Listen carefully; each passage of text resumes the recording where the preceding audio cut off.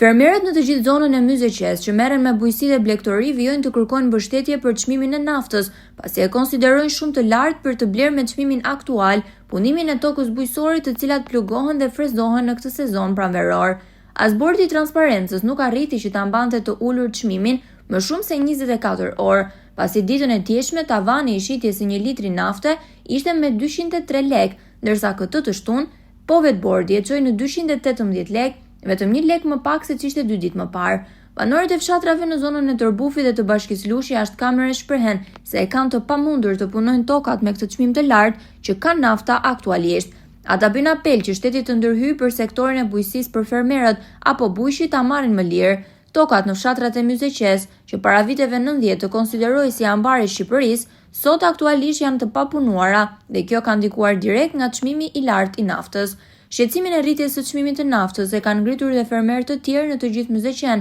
por apeli i tyre deri tani ka rënë në vesh të shurdhër.